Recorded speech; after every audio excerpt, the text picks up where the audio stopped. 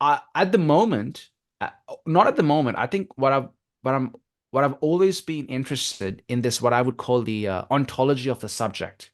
And what I mean by that is, David, it's really odd, right? I mean, I always thought, even before I started reading philosophy, or well, actually, that was I've always read philosophy, but even before I started thinking about it a bit more deeply, and having conversations with people like yourself who've actually studied this stuff, there's something just off about human beings. There's something odd about human beings. It always felt to me that, which is why I'm quite skeptical of the term human nature. If there's one thing about human beings, we are not natural. There's something very denaturalized about human subjectivity. We don't fit into the order of things, it seems to me. Mm. And Mhm. so it always made me curious as to why does it seem as if there's just, you know, okay, I'll give an example, right? So let's take a stupid ape or some monkey, and a monkey tries to mate with a male tries to mate with a female.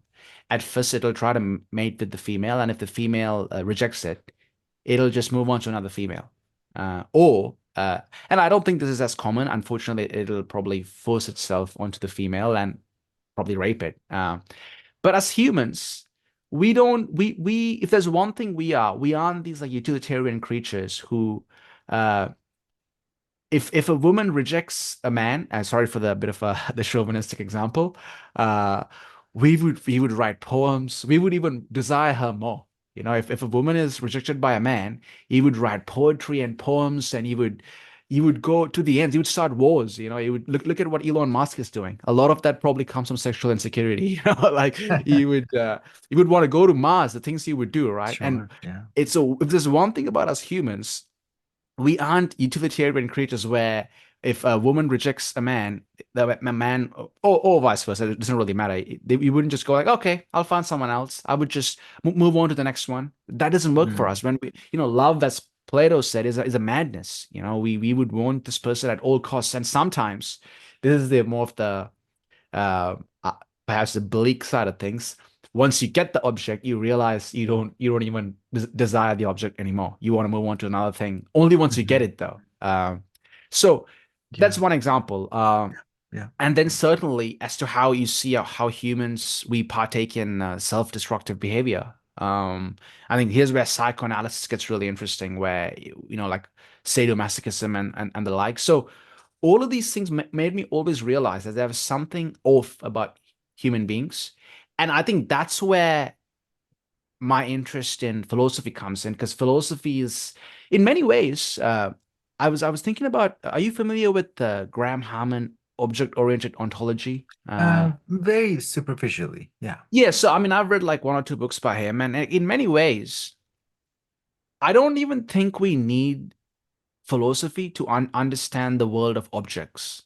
I, I would argue we already have a fantastic epistemic framework, which is science. Science Mm. beautifully explains the world of objects. Uh, but it's subjectivity. That's where philosophy comes in. It's the subject that we simply have no way of, the subject is almost like a trauma onto reality. The Mhm. subject does violence onto reality when the moment we emerge. However, we do emerge. I'm a materialist. We do emerge from the objective world, and that's where all of these different epistemic tools fail. They all fail at capturing something to what it the to subjectivity, or what the human being. Which is where I think other discourses like psychoanalysis, like perhaps phenomenology, Marxism for sure, and then at a more broader level, philosophy comes in. Now, just to get into like that, you asked like what's the coupling between cognitive science and philosophy. As far as I'm concerned, you really can't be, and I'm sorry if this is going to sound a bit arrogant, because like who am who am I to say this? I'm just a guy, but just in my view, you can't be a good cognitive scientist without being a philosopher. It's impossible. All the presuppositions that one has to build a cognitive science framework, it's a philosophical, or like a metaphysical. You work through a metaphysical lens, and if Mhm. we aren't aware that we're working through a pre-existing metaphysical lens, then it's bad science, for that matter. I would say if you're truly a, let's say, bona fide cognitive scientist, you have to work through philosophy, not treat philosophy also as like another let's call it like another a tool in your toolkit, but rather to see that it's through a philosophical framework that you approach the sciences. Um, but then you would ask, okay, then why not just stick to philosophy?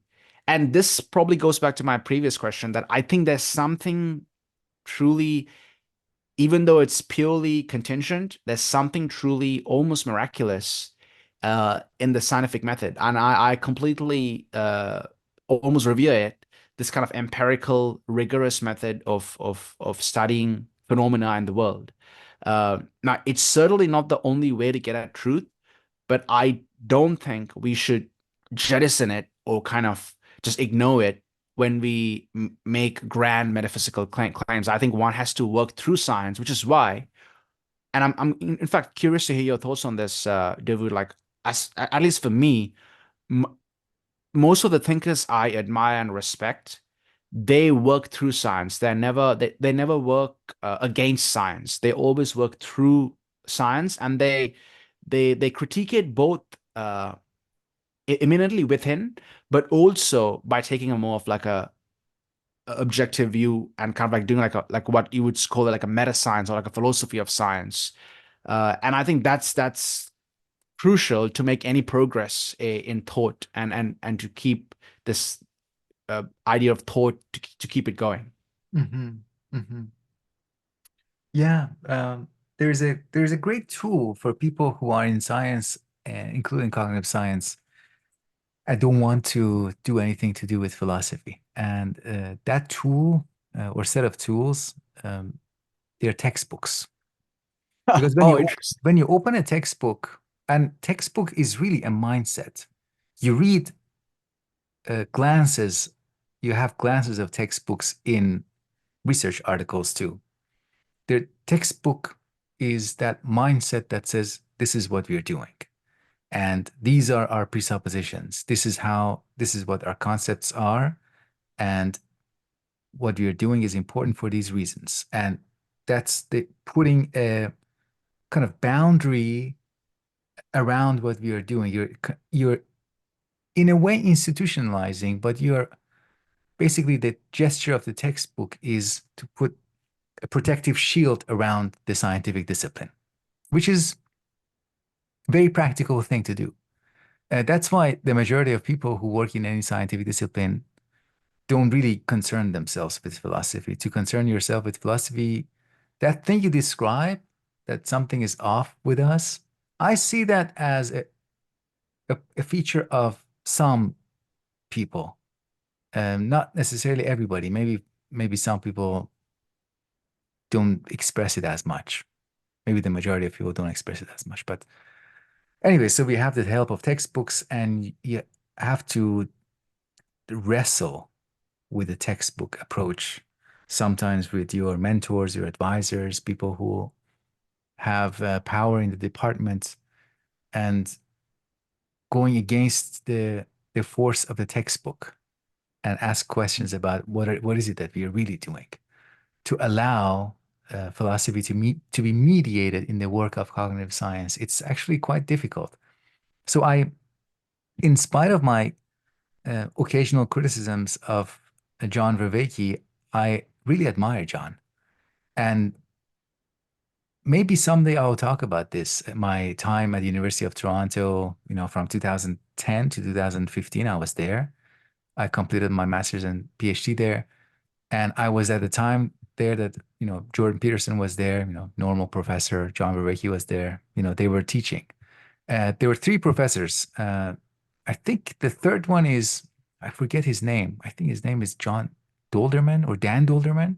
Dan Dolderman, John Vervaeke, um, Jordan Peterson. These three were already well known for having won teaching awards. They were great teachers, and they were really beloved by undergraduate students because they, unlike most professors, they gave uh, a perspective on psychology that was at the same time accessible, relevant to real life, and it was reflective and kind of philosophical.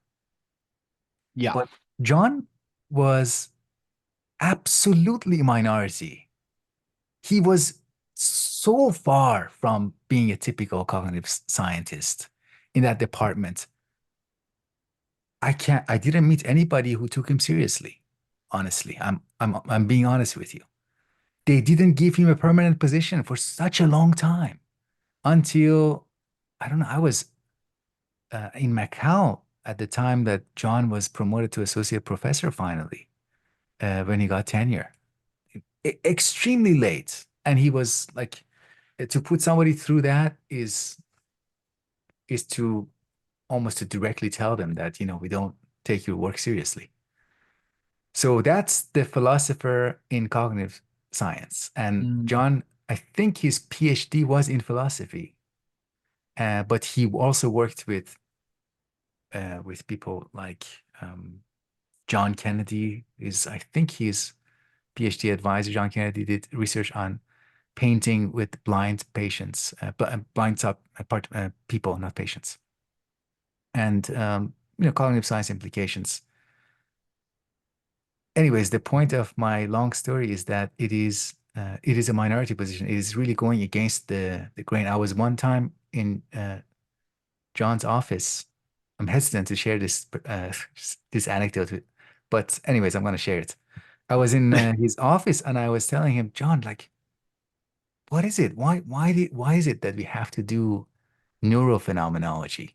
I'm just interested in phenomenology. Just I want to drop the neuro. Do I have to be fashionable? What if I just want to do phenomenological research in psychology? And he said, you're gonna have a hard time. You Mm. can't get a career, you can't get published. Yeah. You're fighting an uphill battle if you choose to do that. So if you if you want to be practical, you better have a neuro in front of your phenomenology. In fact, He David, was I want right. to. Yeah, I mean, I don't want to pry too much here, and obviously, this is your.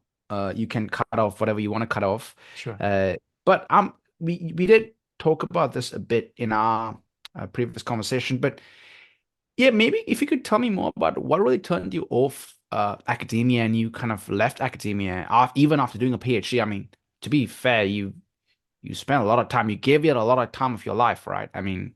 Yeah. But after that, the reason you decided to sort of leave academia, despite you were with figures like John Vervaeke, who again, like yourself, I again as a neophyte, as an outsider, I deeply have admire and I've learned a lot from him. Me What too. was the impetus behind leaving academia? What turned you off that environment? Yeah, I didn't really, I mean, I had a career that kind of like a piece of music. It had a beginning and an end. I don't feel like it abruptly ended. Um, because yeah, I worked on several projects. I had some grants. I finished them, and I delivered on the research proposals that I had written. And then, after 6 years at a university, teaching students who are like, not listening, having colleagues around me who are just purely interested in getting a promotion, like you can't talk about science with them, let alone philosophy. Like, really, like, what are you doing other than trying to get your next publication? That's the benefit of having working in universities that maybe they're higher tier. You have some reflective colleagues in them. But if you go to a remote university like I did just to get an academic position, it can be very isolating. Hmm. And you realize how much you actually rely on a social ecology around you. Certainly, yeah. I mean, Yeah. I don't think I told you this, but I'm currently based in Melbourne, but I'm moving to Sydney in a few months. And even though my master's thesis I could do it remotely, I Mhm. made a choice intentionally to move to Sydney because I want to interact with my supervisor in person, but That's also I great. want to be a part. The social ecology certainly matters. Yeah. I Yeah. agree. Yeah, yeah, yeah. That's really interesting, David. I mean. Yeah, I would maybe we can talk about this offline because But Who yeah, knows? to respond to your question, Yeah, there are many factors, and they all came together. And yeah, I mean, it's hard to summarize it, even though it all came together and became ultimately one decision to leave academia. But the fact that they all come together, it doesn't deny that there was a multiplicity of life circumstances, COVID, being away, the for sure. politics of Hong Kong. Imagine me protesting in Hong Kong against the extradition law Yeah, what of the happened with central. CP? Yeah, Yeah. yeah, I was part of that too. I mean, Wow. I was living around that, and I was, you can imagine which side politically I would be. Yeah, for But sure. Macau and Hong Kong were suddenly they started to look like places that I didn't want to live. And then I come back to Canada, and there's this thing. I also have a bit of an ego. Um, Don't we all? and the Yeah. ego is like I'd rather not ask for reference letters anymore from people that, would might be willing to write me letters, but yeah, it just feels uncomfortable. It feels like I don't want to be part of that game. Uh, Mm. I want to try other kinds of life, Yeah, yeah, you yeah. know? Would Yeah. you say, I mean, I hear this from a lot of people that tend to kind of that are in academia or have left academia. Mhm. And again, this is probably a bit like armchair quarterback or armchair criticism. That it's lost its ethos, it's lost this desire, this pursuit of knowledge. I mean, the purpose of the university was to cultivate wisdom, but also to pursue knowledge, right? It was to understand, and that partially it's become this like bureaucratic, careeristic, Kafkaesque almost like wagon. Um, and then you thought that you could probably find that somewhere else. Yeah, I mean, yeah, yeah. We should have this conversation maybe a few years in, once you are Yeah, yeah, once yeah. you're Again, deep I into the think you're game. right. Yeah, Yeah, yeah. But yeah. because I don't want to influence your judgment, or no, I wouldn't. Oh Not no, that, not yeah. that I would Thank you for that. influence, In but fact, I wanna point this out here. I remember when we had this chat before, you did say that really meant a lot to me that you were really careful with your words because you didn't want to dissuade me from going into university. Even after the chat, I was like, that's a very thoughtful thing that you were very careful with, as because in it was you, fun. It yeah, was a lot yeah. of I fun. appreciate that. Yeah, Yeah. no, no, because it Yeah. has its fun aspect. It has its fun side. It was like I had a lot of fun doing a PhD in cognitive psychology, and uh, it would be unfair of me to deny that from this position of maybe a little bit more jaded later, like Mm, retroactively, retrospectively. mm, Uh, yeah, I would be very biased if I denied it, the fun of it. So we should have a more in-depth sure. conversation about that later Sure. on. Yeah. Yeah, and there's a lot of, as the kids say, there's a lot of tea to spill as well. The kids, man. Hey, can I just make another? I took down this note when you were talking Sure. about philosophy and in academia, Uh-huh. and I think you'd appreciate this because Simon Critchley, in his, I think it's in his book, Infinitely Demanding. Mm, I forget which book exactly. He makes this point that, in some sense, oh no, I think it's in his book of essays, Bold. He has a book of essays called Bold. He makes this point that, in some sense, the philosopher should never fully fit in. mm, um, he says philosophy, people say, like the kind of the Socratic philosophy starts with the love of wisdom. But his whole thing is, no, the philosophy starts almost as a joke. It's a philosophy as if it's like a mistake. right, right. Some guy, and the idea is that the philosopher shouldn't ever fully uh fit in, or what's what I'm looking for, shouldn't fully be at one with the socio-symbolic order, but rather should always feel this somewhat alienation from the current socio-symbolic order. And that matters because it's what makes one a philosopher. And that's why for him, it's he yeah, even Zizek makes this point that it's a mistake to think of the philosopher as this like wise guy with like wisdom, Yeah. but rather the philosopher has to always be a bit of a joker. Not in a, well, I hope not in like a conniving, cynical way, but rather as someone who doesn't ever fully say I am this thing, I am the thinker, I am the philosopher. Like the moment you say that, it's a mistake. Yeah. You stop being that thing the moment you declare I am this thing in some sense. And I resonate quite a lot with that because I'm coming to realize again the thinkers I do like, they always have this kind of jovial, almost farcical attitude towards their being. And this is really important, though. I think this, not like in this comedian absurdist way where everything is a joke. No, things matter.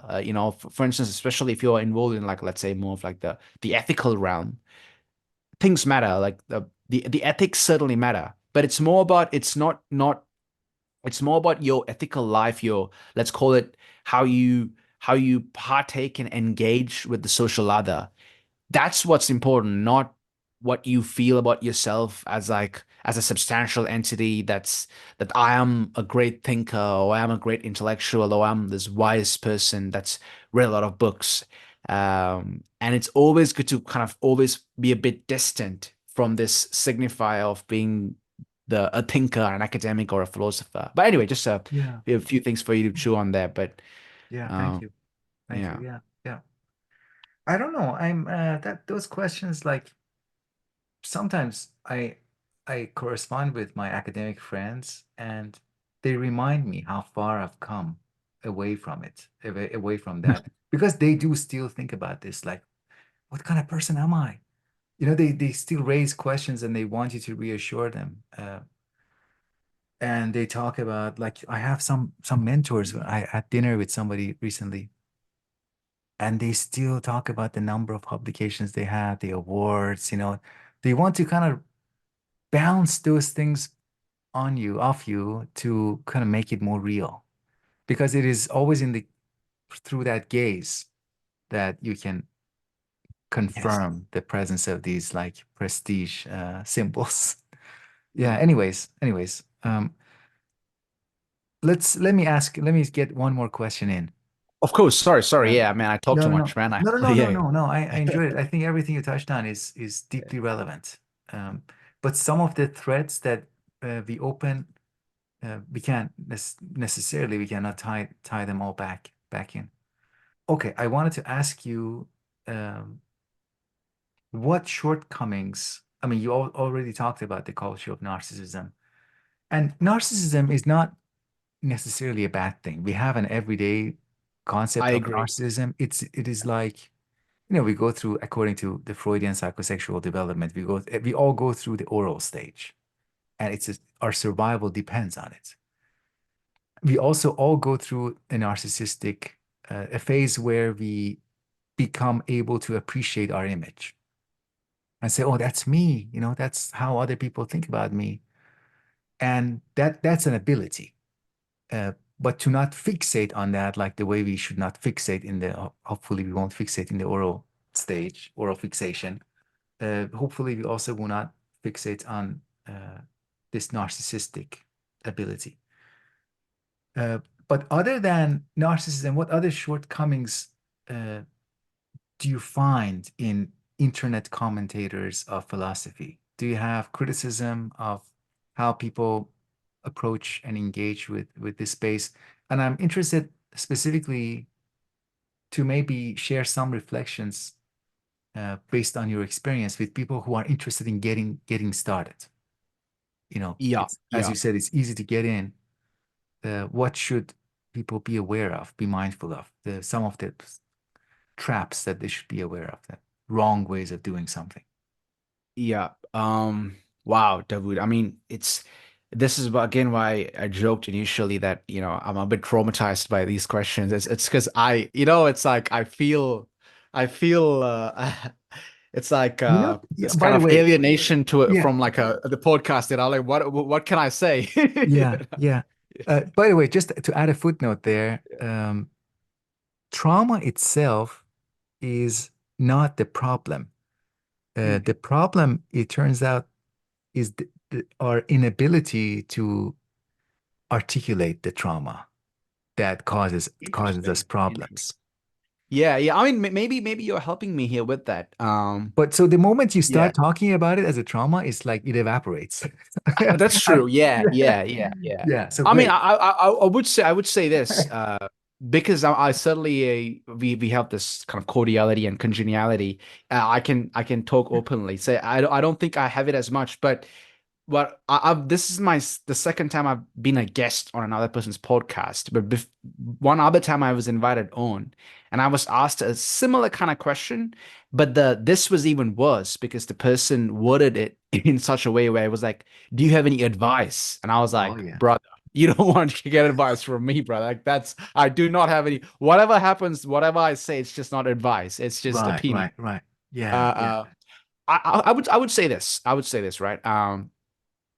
Firstly, the same way which you kindly you didn't want to dissuade me from going into academia, I would certainly not dissuade anyone from getting involved in the kind of philosophy podcasting spaces because it's firstly just it's fun. It's I mean you like the way we've connected and become friends. It's just you meet people. It's a fantastic thing, and and yeah, it's not to get like overly melodramatic or sentimental, but it's just a lovely thing to meet people who are interested in the same idiosyncratic ideas and kind of have the same kind of like something, you don't really you really don't feel like you fit in anywhere. I don't think we all feel alienated. I think alienation is ontological, but Mm, when you come to the space where like, oh, these people, they experience their alienation similar to how I experience mine. It's not the same kind of alienation. We all feel alienated, but there's yeah. something where it's like we build a community of lack, a community of I don't fully fit in. I don't really know. Let's call it a community of unknowing.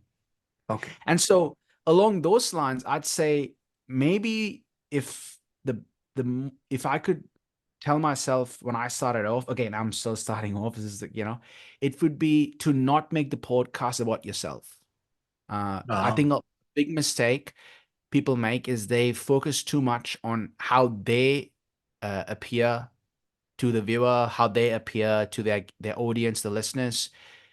In fact, what I've been trying to do, and this is certainly something I'm actively working on, is to really try and remove myself from the podcast as much as I can and make it all about the guest. mm, So it's even though certainly I want a podcast isn't the same as like an interview. It's I don't want it to be like a checklist interview where I just like go through a bunch of questions. It has to be a conversation. But if I'm inviting a guest on the podcast, firstly, I'm deeply grateful and I respect their time, like the fact that they're here to have a conversation with me.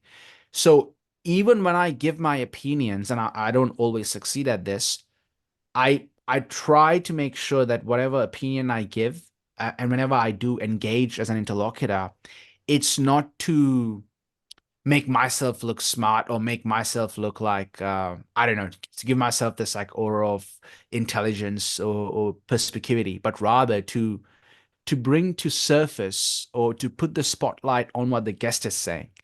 So, yeah, I mm, think a big problem is a lot of people focus too much on, let's call it the vain aspects of the podcast, the lighting, the how do I right. look, am I talking well, my gestures, kind of, and you become very performative, Yeah. yeah, as like a podcaster. You want to come off as being intelligent. Forget about that. Just if you make mistakes, you make mistakes. People upload billions of videos and audio, these kind of podcasts online. Yep. Most people will forget about it the moment they listen to it. We live in Yep. a very immediate a society of immediacy, Yep. and so and something I constantly tell myself is the podcast, even though a bit hypocritically, let's say the podcast is called the RSM, so it's named after me. It has very little to do with myself. It has to be about the guests. And the Mm, second thing, this is something, David, I think I only came to realize this probably like the past 6 months because I've only been doing the podcast for like a year and a half or like about 2 years now.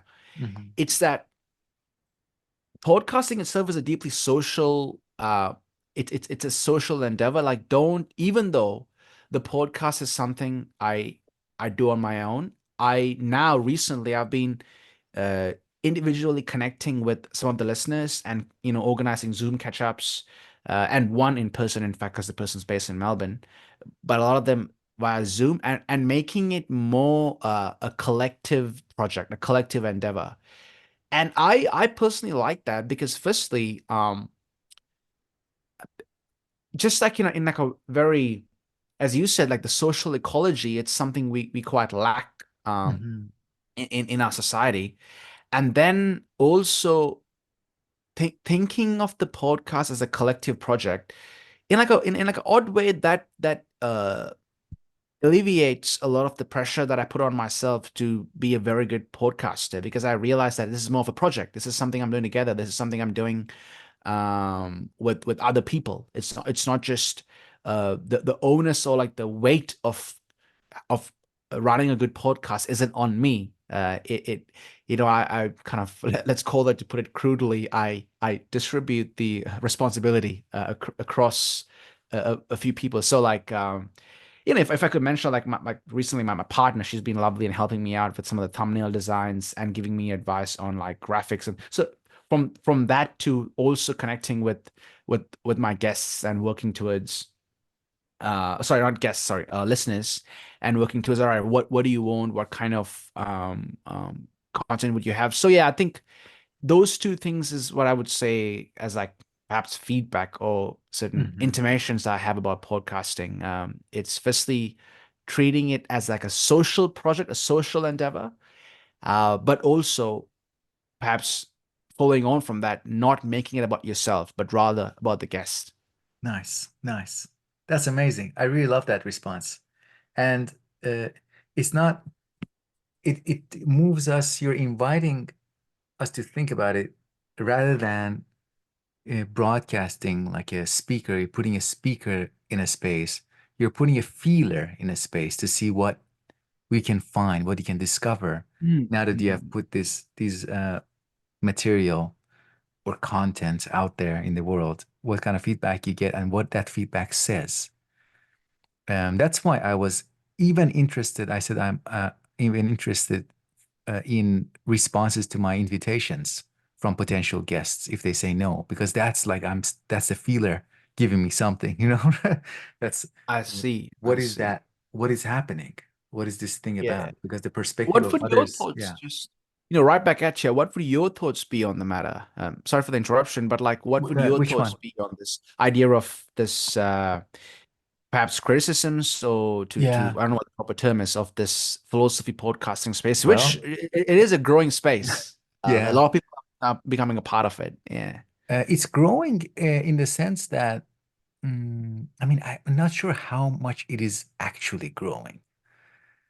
Because somebody recently sent me a video and said, "Hey, I was inspired by your Byung-Chul Han video, and I asked ChatGPT to write a transcript, and then the AI, the voice is AI, the even the image layovers are AI, the music is AI, everything is AI, and I put it together, and it's about Byung-Chul Han." And Amazing. I looked at the video, Yeah. and surprisingly, for somebody who wants to just learn to get into Byung-Chul Han, it's better than all my videos. For Mm. an absolute beginner who's like, I don't know what, like for a typical YouTube audience. Uh, so I said, yeah, yeah, okay, that's great. Um, and that's just that's an extreme example. But there are a lot Yeah. of people who get on YouTube and they want to talk about deep books. You know? And are they really? I'm not sure if they're necessarily always expanding the space rather than uh, putting like cement walls around it and making it That's a harder. good term, expanding. I like that. In fact, can I just, I interrupt you again? Yeah, Sorry sure. to No, be no, that no, no, no, habit. please. Something I really appreciate about your book reviews were your book reviews never, and this is, please, this is really good, and I really hope you don't change this part of them, is that it's never a summary. It's never you just go through chapter one. I mean, what's the use Five of doing takeaways. five takeaways? It's I get so, it's because it's so, it cheapens the book, and it also makes it look as if it's just like I don't know, something you like absorb the same way you take like a pill or like a supplement, Whereas for you, you always discuss, you have this like you read the book as a Davood. You don't read the book as like an objective reader with like the five takeaways. Yeah. And I think a lot of this is for me, this is going to get very speculative now. Sorry, is the kind of the positivistic side of AI Hmm. will be able to do the five takeaways thing perfectly. If you tell an Absolutely. AI to summarize a book, it'll do it much better Yeah. than a human being could, Yeah. as you pointed out. But it's the other negativity, which is when a subject engages with a piece of literature or a good piece of philosophy that you just, as far as I know right now, you know, uh, LLMs can't really capture. It's this negativity that it lacks. But just a thought there. So. Yeah. Yeah. Yeah. And if you really allow yourself to find your entry into a particular book and talk about that entry point. I mean, I am personally interested in listening to that and hearing that, but because of how much other like how many philosophy bros to use that term, because of Hey man, the I'm one of them. You well, know? in a sense we are both, but we are recovering, maybe Yeah, hopefully. recovering. That's it. Let's call it recovering philosophy bros. I like that term. But because of the unrecovering philosophy bros, it sometimes I think that it's harder now to find uh, people who are really genuine. They're learning, they're sharing, they're learning and reading life, but maybe they are not as savvy when it comes to SEO on YouTube. And it's hard to find them, and just it's kind of sad when I think about that. That's But true. Yeah. Yeah. uh, but once we do find people, like-minded people or like-spirited people, I think it's really great. To rephrase something that you said, I think the task should not be, let me tell you why you shouldn't read this book. Uh, any book. I have this on my desk right now. Essential Papers on Object Loss. It's a collection of psychoanalytic papers, beginning with Freud, Carl Beautiful. Abraham, Melanie Yeah. Klein. Let me tell you why you should not read this book and take five, get my five takeaways. Mm. That's violence as opposed to power. Power is mediation, according to Johan. Mm. You mediate and you allow the book to speak. You stage the book, you put it on the stage and put spotlight on it.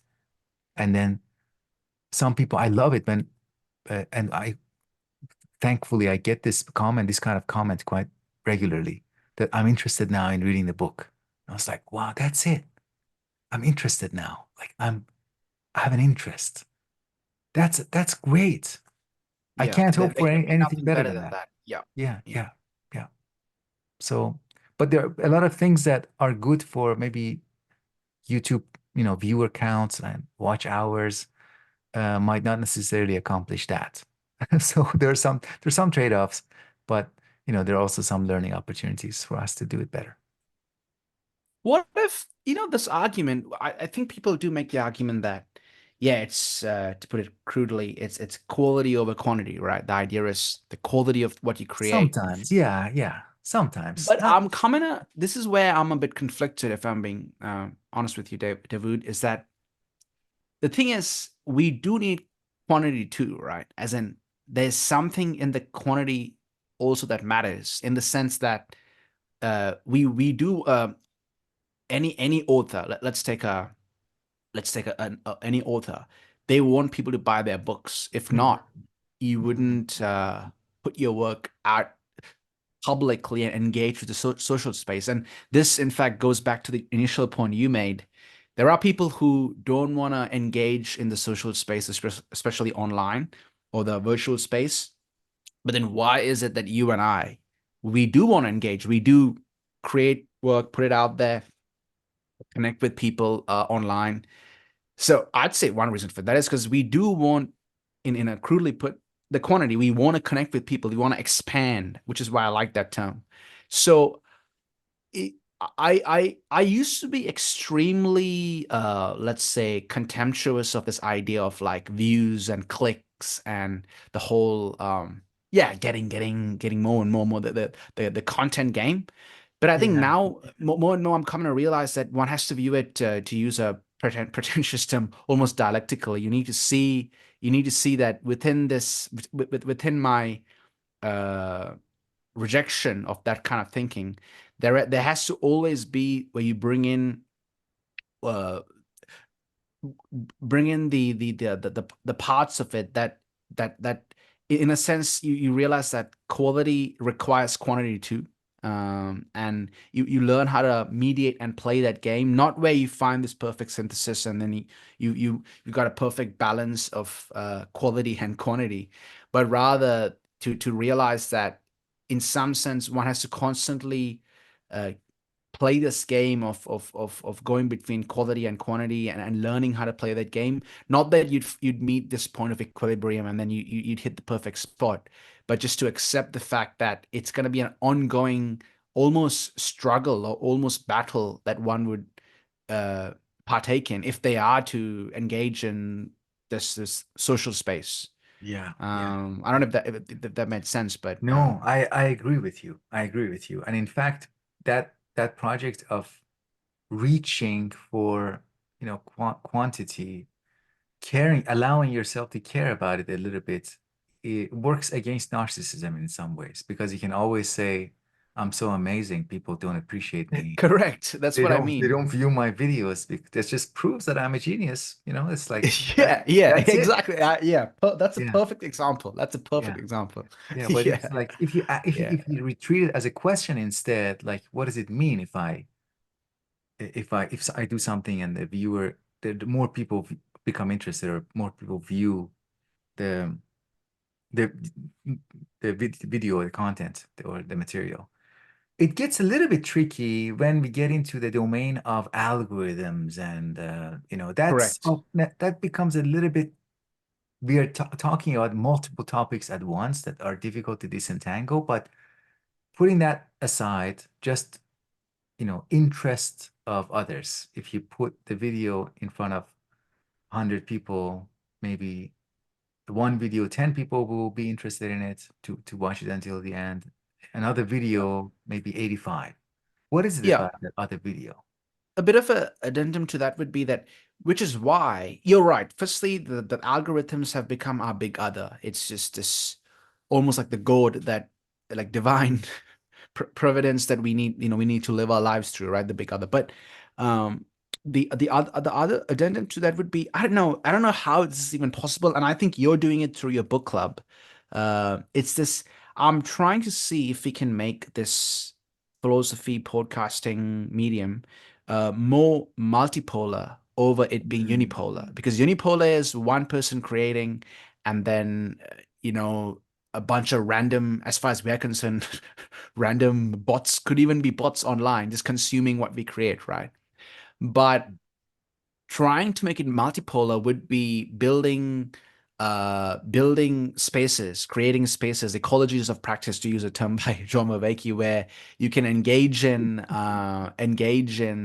it not just being about one person creating and other people consuming, but Mm. rather it's more it's more relational, to put it plainly. And I don't Mm. know how to achieve that. There are technologies, but I do know this for sure, David, that it requires going offline. It requires stepping outside of the virtual space. Now, certainly due to geographical, physical constraints, and we can't always meet in person. But with myself, if I connect with one of my listeners or even a guest for sure, and we build a friendship and a relationship, if it's possible in any way, I try to meet them offline, because for me, there's something in physically meeting a person in the embodied interaction that you just can't get through the digital space. Yeah, No matter the virtual reality, no matter what technology, there's something in create physically doing things, and, yeah, that yeah, matters, I think. yeah, Yeah, yeah, yeah. I'll tell you one last thing, and yeah, this please. I just want to kind of tease you a little bit to have future about our future conversations. I've started to undergo psychoanalytic treatment uh, Oh, interesting. since Okay. like about 3 months ago, and the theme of physical presence on the couch, going to the office is uh, very salient. And I've come to Mm. agree that it is really important. You can't do it over the phone. It will not be the same thing. It will be a different experience. It might be effective, but being there on the couch is is just a fuller, uh, more there are more dimensions to that experience of going there, taking the time to travel to Correct. the doctor's Correct. office and then The coming friction back. itself, the Yeah, friction of yeah, traveling, yeah, that's yeah, important. That has a positive status. Yeah. yeah. And the Yeah. same thing absolutely applies Yeah. to friendships and social interactions As that we are more discussed in our casual. previous chat. Yeah, without Yeah, a yeah, doubt, man. I mean, which is why I don't know what your thoughts are. Well, you probably have some thoughts on this given your background in cognitive psychology, but this like online therapy programs, I'm very skeptical. I'm very skeptical. I put that under kind of the neoliberal yeah, therapism yeah, umbrella. yeah, yeah. Online or like even like now they have AI therapy. Come on, man. I Oh, mean, yeah, wow. this is an insult to human subjectivity to treat the person like that.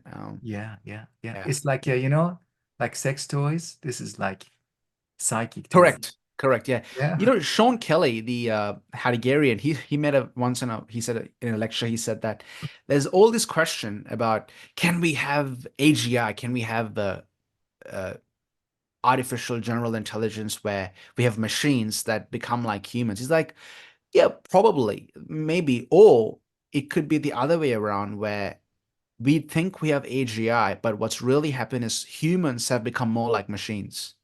As in, Mm, it's not that machines become more like human, but rather with our interaction in our symbolic space with machines, we end up becoming more like machines. And then you think that an AI can be a therapist, perfect. so That's beautiful. That's yeah. beautiful. Well said. Well said. Well, Rahul, I won't keep you much longer. Thank you so much for joining me. I hope that this will be. I'm so happy to meet you before the start of your journey, and I hope Mm, we get the opportunity to talk about your experiences, what you're going through. Maybe decision points. I hope we won't have dilemmas. I hope it will be like a joyful journey all the way.